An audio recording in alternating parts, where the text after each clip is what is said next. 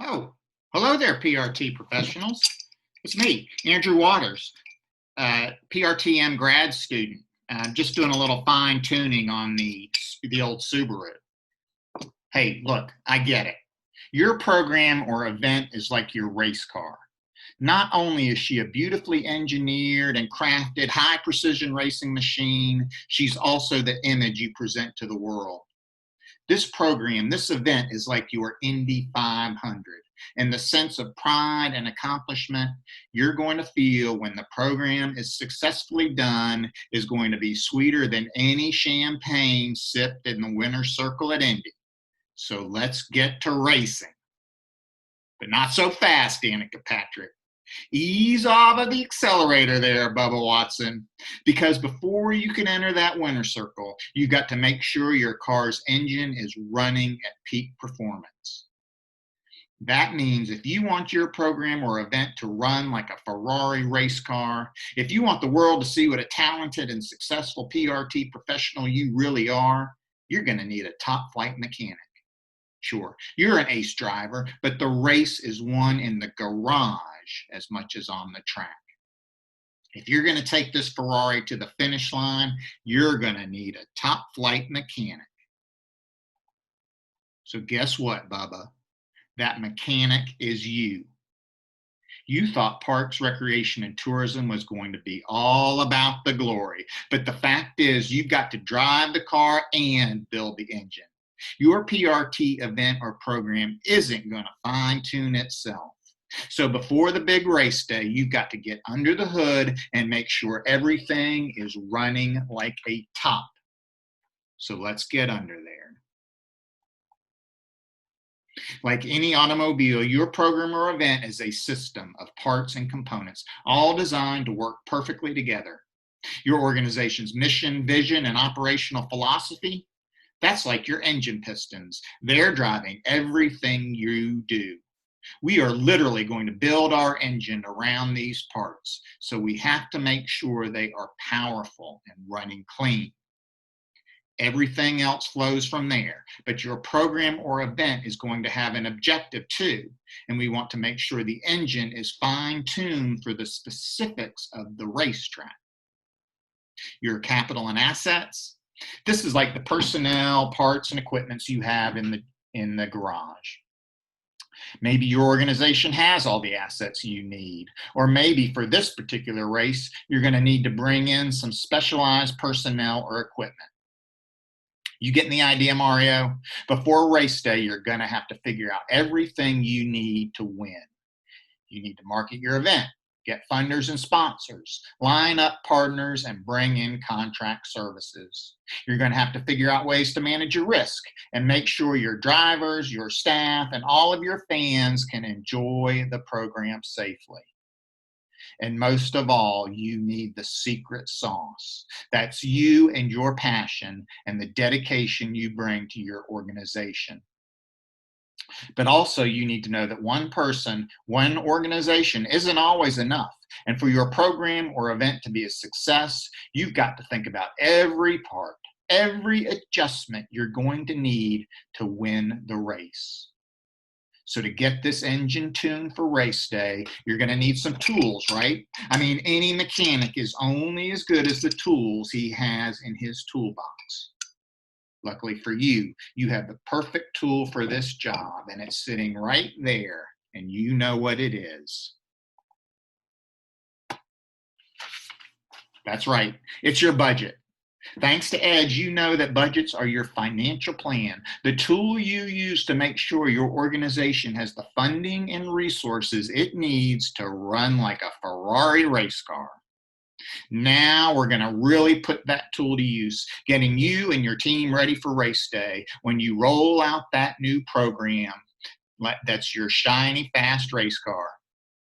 You already know that the budget is the tool you need to forecast and plan, allocate resources, establish and communicate priorities, monitor your system's performance, and translate your programs to reality. So now we're going to get under the hood and find out what we need to do to make your program hum. Remember this slide, Mario? This is the budget we looked at for our tailgate party event when we first talked about budgeting a few weeks ago. So usually when we put together a budget, we make a line item that lists or itemizes every expense and revenue we will need to put our program together. In this example, we needed food and entertainment for our tailgate party. We needed to pay our staff and rent the tents for the party. That's the expense side. On the revenue or income side, we had ticket sales, but because we wanted to keep our ticket prices low, we also had to add some other revenue items to our plan, like selling water and hot dogs, and asking some sponsors like Coca-Cola to donate products to help make our budget work.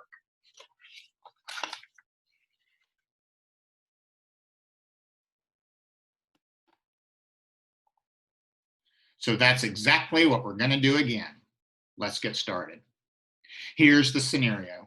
Let's say that aside from race car driving, your passion is geocaching. You've been begging your boss for months to let you organize a geocaching program, and finally you've got the green flag. But first, the boss says, show me your budget. No problem, you say, thinking back to your EDGE curriculum and all those fascinating PowerPoint presentations on budgeting you devoured with rapt attention. So the first thing you need to do is go to your computer and pull up a blank Excel or Google Sheets document. You're going to list every single expense you need for your program, giving each item or category its own line and value, and then add all those planned expenses up to figure out exactly how much revenue you need to get your geocaching program out on the track.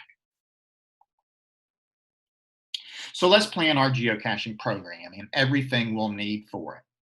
The class will be for 2 days, 4 hours a day, and based on all the text, emails, and phone calls you've gotten from your geocaching buddies, you know that you can get at least 20 people to sign up.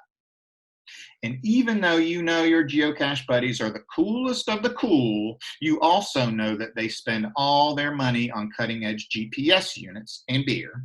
So you've got to keep the program cost to a minimum. But you're going to need a head instructor at $15 an hour and an assistant instructor for $10 per hour. And you're going to have to pay your staff extra time for setup and cleanup. You're going to need to rent a shed at the local park in case it rains, and you're going to need some chocolate chip cookies. Lots of chocolate chip cookies, because that's what geocachers love to eat while they're geocaching. And remember, in this example, you are working for a public PRT agency. Let's say it's the local parks department. So we need to make sure that the event is accessible, accommodating, and affordable to everyone in the community, not just your super cool geocaching buddies. So let's get to itemizing those expenses. We want to put every single expense we can think of on a line of our spreadsheet. So first, we're going to try to figure out our staff expense. And thanks to your awesome EDGE instructors, you know exactly how to create formulas in your spreadsheet to calculate your total staff expense based on an hourly wage. So we need to make sure we design our spreadsheet to include a column for hours or units, an hourly wage rate or price per unit, so we can format the calculation. Hours, time, rate. It's not exactly brain surgery, Danica, but you still need to think about these things when you're setting up your spreadsheet. So we've itemized all our expense items on a price per unit basis, and now we're ready to show our expense budget to our supervisor. $20 per person for chocolate chip cookies, she screams. Stand firm. You know your program constituency better than she does. When's the last time she went geocaching? Never?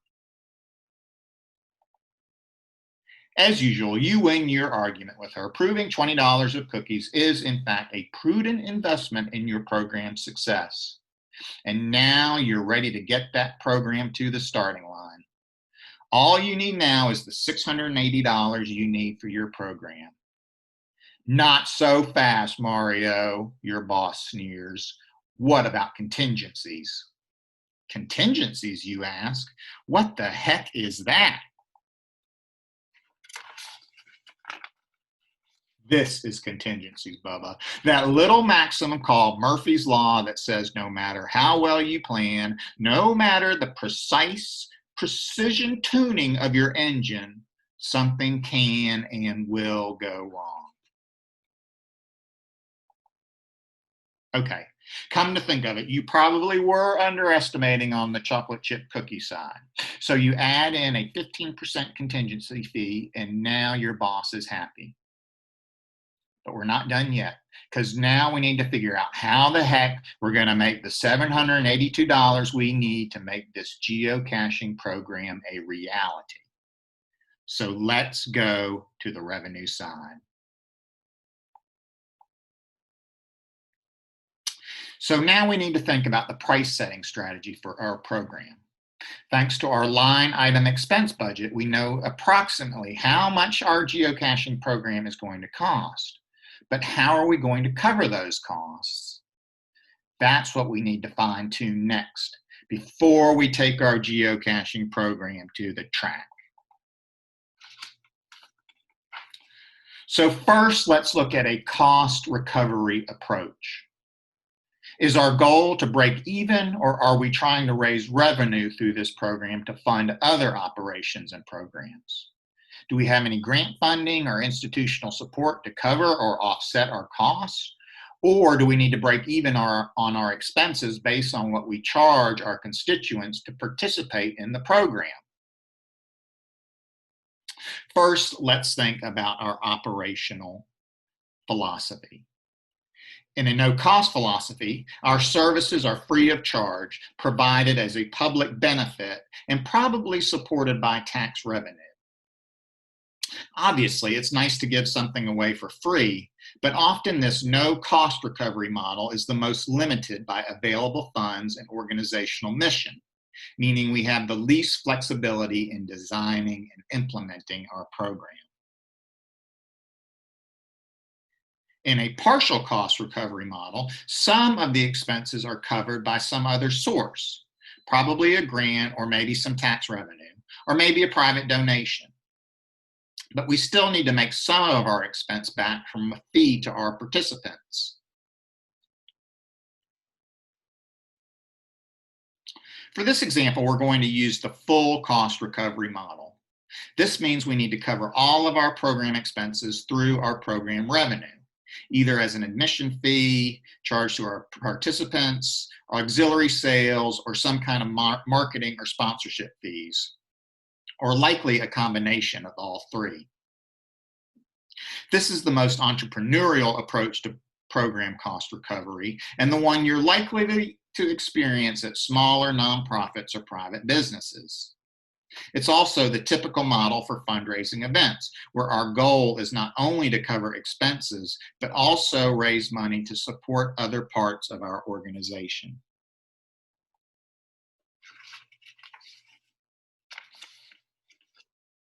So in our full cost strategy, our goal is to at least break even. So first, let's look at a break-even pricing scenario. Basically, this means we're going to make all of our money from admission or ticket revenue, just like a concert or play or any privately produced event. To calculate this admission price, we can use the formula price equals total cost divided by number of users, as you see in the example here. Let's say our total costs are estimated at $1,500. Well, if we think we can sell 100 tickets, then we can use this formula to determine our ticket price is $15. We can also use this formula if we know we want to charge $15 per ticket. This lets us know we need to sell at least 100 tickets. Easy peasy, right?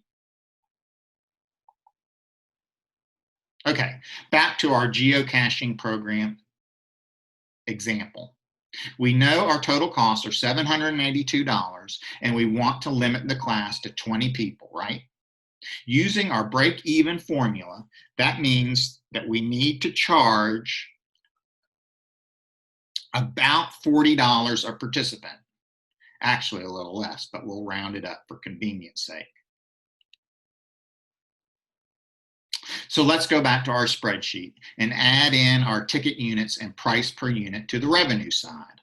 That means at $40 per ticket, we're actually making $18 net profit, enough to take our instructor and assistant instructor out for a pizza.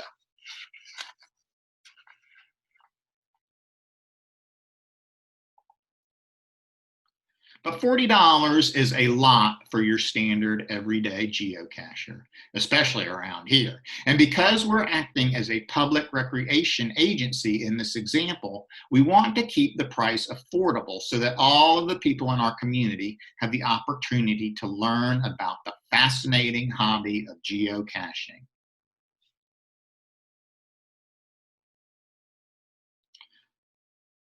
On second thought, $40 is too high, says your boss. To which you think, no duh, dummy. But you keep your mouth cut shut because she is your boss.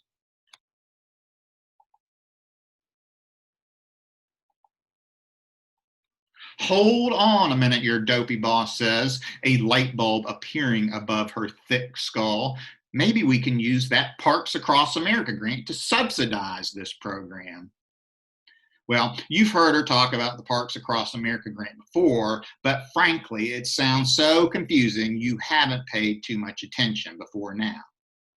What does that mean, you ask? That's the big federal grant we got to encourage hipster geocachers to use our parks, she tells you, apparently not realizing this would have been valuable information to have at the start of this process. How did she get to be the boss of this place anyway?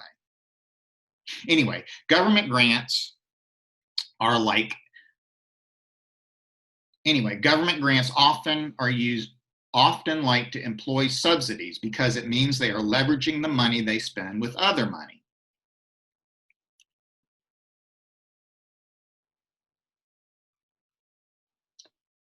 In this case, the Parks Across America grant will cover 25% of each program fee, meaning you can charge your participants $30 and the grant will cover the other $10 or 25%.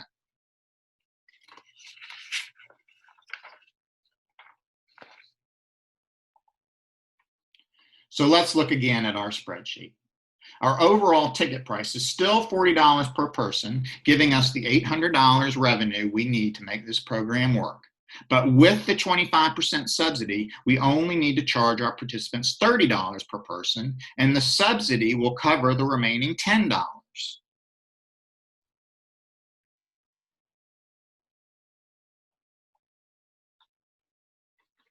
Problem solved. But not so fast, Intimidator. Oh, I forgot. That grant expired last week, your boss says. Really, she is such a dolt sometimes. So now it's back to the drawing board. Luckily, we don't have to resort to selling lemonade to make this budget work. But just like our favorite race car team, we do need to think about other revenue sources like sponsorships or marketing opportunities from local businesses or companies. This is just like the way your favorite race team sells advertising space on the bumper of the race car. Or we can think of other ways to generate revenue, like selling t-shirts or chocolate chip cookies at our events. Or maybe we can solicit in-kind donation to offset the costs, like asking our location to waive our facility rental fee, or maybe asking our instructors to volunteer a portion of their time. This is where the creative you and the budget you really merge and become one. And trust me, if you can master this skill, you are well on your way to becoming a PRT pro, because finding a way to fund your great ideas is always going to be a challenge. Here is where your passion comes into play, because to get those sponsorships and in-kind donations, you're going to have to hit the streets and really sell your passion to your sponsors. Don't be intimidated. You know how much your community needs this geocache program. All you have to do is share your passion with others. So let's go back to our budget spreadsheet one more time. With no subsidy on the table, we're back to a full cost recovery mode. We've got to make this program pay for itself. You've decided that you want to keep the program fees at $20 per person because you and your boss agree $40 is too high for the local geocache crazies, and it's important to your organization to offer a reasonable fee. You've got some cool geocache t-shirts you can sell, so you figure you can sell maybe 10 of those for $10 a piece, but that still leaves you about $300 short. You wander into your awesome local outdoor store to take your mind off things and start talking to the salesperson there about your dilemma. Turns out this is no salesperson, but actually the owner of the store, who's also a geocache maniac. Because she wants to help promote geocaching in the local community and boost her own business, she offers you a $300 sponsorship to help make your dream of offering the best geocache program anybody's ever seen a reality. Congratulations. You did it. Through planning, budgeting, and your pricing decisions, you've put together the perfect geocache program. Welcome to the winner circle. Okay, so maybe program pricing and budgeting isn't exactly like car racing, but you get the idea. To be ready for race day, you need to do a lot of careful planning and budgeting for your program. And everything you do in this planning and budgeting process is going to help your program run like a race car. So get out there and start your engines, build those budgets.